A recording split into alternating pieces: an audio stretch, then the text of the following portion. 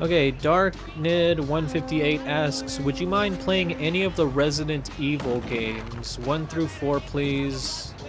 Please no 5, 6, or Operation Raccoon City. Oh man, well it's a good thing I don't like Resident Evil 5. I've never played Resident Evil 6 or Operation Raccoon City. But would I mind playing it? No, I wouldn't mind at all. Let's answer it this way. If I were to LP a Resident Evil game, it would probably be, or it would most likely be, the Resident Evil remake, the one on GameCube, or Resident Evil 4, also on the GameCube. Those would be my two. Those would be my two top choices. I don't see myself playing. I don't see myself playing any of the other ones. I've never played Resident Evil 2 or 3. Even though I've kind of been wanting to play Resident Evil 2 for a while, it's just I haven't been able to find a copy of it. I guess I could get the original PlayStation version. I kind of want to try out the Dreamcast one. Or isn't Resident Evil 2 also on GameCube? I'm not sure. I think it is. Oh. Get back there. I need to get up there. Come on. Alright. Quit passing me by. I gotta get over here. So yeah, anyway, that's ask a quick question, get a quick answer. If I LP, oh, can't, that doesn't go anywhere. What? If I LP anything, it'll be the games I just mentioned. How do we get up here? There's this one juice box here that's kind of how the hell do you get up here? Oh my god. I'm being timed, although not really. It's the timer, it's the anti-juice meter. It says, what are you doing? Why aren't you collecting? Or why aren't you skating or getting juice boxes? I like Resident Evil. I don't think... Actually, when I was going to do my Silent Hill LP, my Silent Hill 2 LP, it was either that game or the Resident Evil remake on GameCube. I chose Silent Hill 2, and it's a good choice of game, but it's a good choice of game, but I just couldn't get into it. Speaking of Resident Evil on GameCube, I've only finished that game once. I kind of should get back into it, but don't expect... Once again, don't expect like an LP anytime soon. I have tons of other games I'd rather play first. So let's see, next topic of discussion. Am I going to get up here? Every level, I have a feeling that every level from here on out is going to have something like 1 or 2 juice boxes that are going to be really hard to find. And it's just going to annoy me, I guess. Okay, so moving on. Yeah, let's jump off here. Look, this isn't that tough. It's just right there. And the foreman is yelling at me. Shut up, foreman. Is that possible to do? I don't think that's how you get up there. How many juice boxes do I need? Okay, so I have 66 out of 99. Wait a minute. And I'm missing something else. Oh god, what could that be? I don't know, let's answer another question. Why not? Okay, McDouchebag22 asks, what do you think about Nintendo putting ads on LPs? I think they're perfectly within their right to do so because they are because Nintendo does own the games.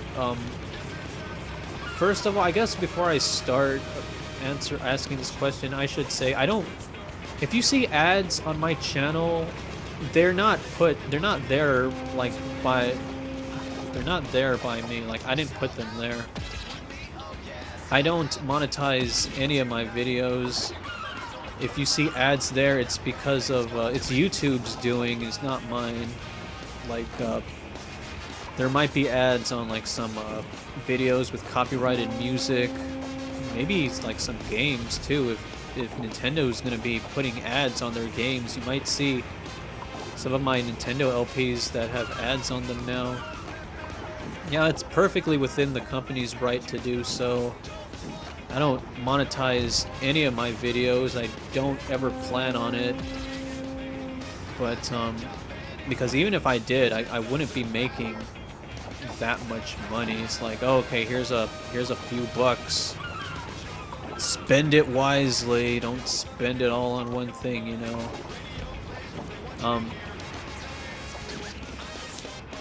What else? Yeah, so it doesn't really bother me at all. I guess I wish I had like a more substantial answer. There are some, you know what, basically in order to monetize videos on YouTube, you're supposed to get the publisher's permission. I realize a lot of LPers don't do this, but I'd rather not do that, because if I did, if I monetized a video and then this company said, "What are you doing? You don't really own this. It could actually get your videos removed," and that wouldn't be good at all for me. I know some companies are kind of strict when it comes to stuff like this. I know Konami, I don't know if they monetized my Silent Hill 2 playthrough, but I did get a copyright claim from them on the first episode of my Silent Hill 2 LP. And it's whatever, it's not going to stop me from playing Nintendo games. There are tons of games I would like to play, including a blind playthrough of Galaxy 2. I really want to do that. If anyone else wants to see a blind playthrough of Super Mario Galaxy 2, but let me know. I'll probably end up doing it. But yeah, I will probably just end up doing it no matter what anyone says, because I've been wanting to play that game for a long time, and if I'm going to, I might as well record my adventure through it. I hope it's nice for a blind LP. I love the 3D Mario games. Oh wow, there's tons of random juice nonsense in here. Ouch. Okay, so next question in the fishery. One Yoshi 23123 asks, if you could play one game for the rest of your life, what game would it be? Oh boy, first of all, this is a tough question. Oh, and he also asks, or he also says, if you can't decide on a single game, then what game series would it be? Okay, this is a tough question because wow, that was weird. Playing just one game for the rest of your life, I'd imagine no matter like how good the game is, I'd probably get bored of it sooner or later. But I can narrow it down to at least a few like games or franchises. First of all, if I was stuck with one game for the rest of my life, it would have to be a game without a definitive ending. This means like something high score based, basically. Something that I could practice for the rest of my life and still see improvement. I don't want to say, to give an example, like Tetris is a game without a definitive ending, but I wouldn't choose Tetris as my game. Oops. Like Geometry Wars is another game with without a definitive ending. Now there's Tony Hawk, of course. All the Tony Hawk games you could play forever, just try and get high scores and stuff. But I feel like I feel if I played nothing but Tony Hawk for forever, I would eventually like max out the combo system and stuff. So in answer to your question, I have absolutely no idea what I would choose. I may say one thing now. I may change my mind like a month later. Oh man. I have a list of like my top 100 games of all time. It's kind of outdated because it's a few years old. But even so, I'm not sure. Probably, this is... See, here's my excuse to say Robotron 2084. I could say if I played that game for the rest of my life, I may have a chance at reaching Wave 100 in that game, which is just absolute nonsense, like seriously. But yeah, if I'm not gonna say a specific game because then people will call me out on it later on. It's like, why would people do that, Ray J? That doesn't make any sense. Yeah, well, people will. Oh, I got a fakie level up, kick ass. Oh, I'm in the fish. That's not good. Yeah, it's like when I did my Tony Hawk Pro Skater HD thoughts. I don't remember like half the things I said in that video, yet I got some people saying, you know, in your Tony Hawk HD thoughts, you said so and so, and I'm all like, oh, I did. I don't quite remember. So my answer will change. So let's just say Robotron 2084 because that game takes a lifetime to master.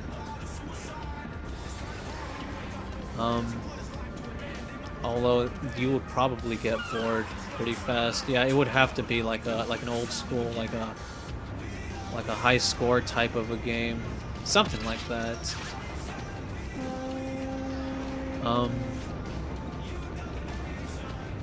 What's another game that takes a lifetime to complete? Well, I heard Gameloft's My Little Pony for the iPhone, which I don't have. I don't have any like iOS device.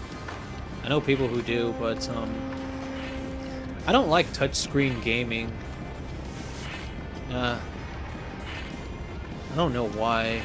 I guess I like buttons. Or maybe I'm a jaded old man. Next question.